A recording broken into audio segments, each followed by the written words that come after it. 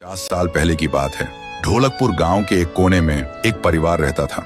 उस परिवार में था पीहू, उसका बड़े भाई साहुर और उनके मम्मी पापा। एक सुबह पीहू और साहुर घर के बाहर खेल रहे थे और अंदर उनकी मम्मी किचन में खाना बना रही थी। वो थोड़ी जल्दी में थी और तभी अचानक उनके कपड़ों में आग लग जाती है। वो चीख चीख के चिल्लाने लगती हैं। पीहू और साहुर मम्मी की चीख सुनकर भागकर अंदर आते हैं और जैसे ही मम्मी को जलते हुए देखते हैं वो चिल्लाते हैं, पापा जल्दी आओ पापा। पापा भागकर आते हैं लेकिन मम्मी को बचाने के लिए जैसे ही हाथ बढ़ाते हैं उनके कपड़ों में भी आग पकड़ लेती है और कुछ ही सेकंड्स में दोनों जलकर राख हो गए। पीहू और साहुर सिर्फ देखते रह गए जैसे पूरी दुनिया ही खत्म हो गई हो।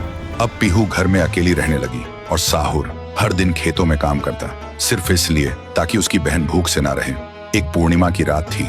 साहुर खेतों से काम करके घर लौट रहा था। तभी उसकी नजर जाती है एक घर की खिड़की पर। वो देखता है एक आदमी किसी का खून कर रहा था। ये देखते ही साहुर के पैर कांपने लगे और जैसे ही वो पीछे मुड़ता है एक और आदमी हाथ में खंजर लेकर खड़ा था। वो आदमी बिना कुछ कहे साहुर पर वार कर देता है। फिर गांव के लोगों को इकट्ठा करते हैं और वही आदमी चिल्लाता है, ये लड़का मेरे घर में घुसकर चोरी कर रहा था और जब मैंने रोका तो मुझे ही मारने की कोशिश की। अब आप लोग ही बताओ इसके साथ क्या किया जाए। गांव वाले गुस्से से भड़क उठते हैं और चिल्ला के कहते हैं, इसे उस पेड़ पे जिंदा उल्टा लटका दो। साहुर गिड़गिड़ाता है, मैं बेकसूर हूँ, मैंने कुछ नहीं किया। लेकिन गांव के किसी ने भी उसकी एक ना सुनी। उधर उसकी बहन रात भर उसका इंतजार करती रही और सुबह जब वो उसे ढूंढने निकली तो देखती है उसका भाई गांव के बीच वाले सूखे पेड़ से उल्टा लटका हुआ है। ये देखते ही पीहू टूट जाती है, जोर जोर से चीखने लगती है और उसकी चीख पूरे गांव में गूंज जाती है। फिर गांव वाले पीहू को भी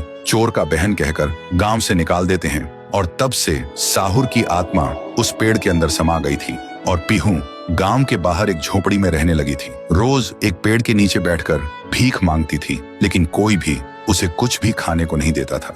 वो बस भूखी पेट पेड़ के नीचे लेटी रहती थी। साहुर भी अपनी बहन का दर्द महसूस कर पाता था लेकिन वो कुछ नहीं कर सकता था। फिर एक दिन पीहू रास्ते में खाना मांग रही थी और तभी एक नशे में चली गाड़ी ने उसे कुचल दिया था। तब से पीहू एक भूखी आत्मा बन गई जो हर गांव में भटकती थी, सिर्फ एक ही बात कहकर, मुझे भूख लगी है। ये सब याद करते ही तुंग तुंग तुंग साहुर की आंखों से आंसू टपकने लगते हैं और तभी उसे एक आवाज सुनाई देती है और बिना कुछ सोचे तुंग तुंग तुंग साहुर उस सूखे पेड़ के अंदर से निकलता है और अंधेरे में सीधा उस आवाज की तरफ चल पड़ता है। तो दोस्तों, अगर आप चाहते हो कि अगले पार्ट में पीहू, गुड़िया और तुंग तुंग तुंग साहुर की पावर दिखाई जाए तो इस वीडियो को 2 लाख लाइक्स तक पहुंचाओ, तभी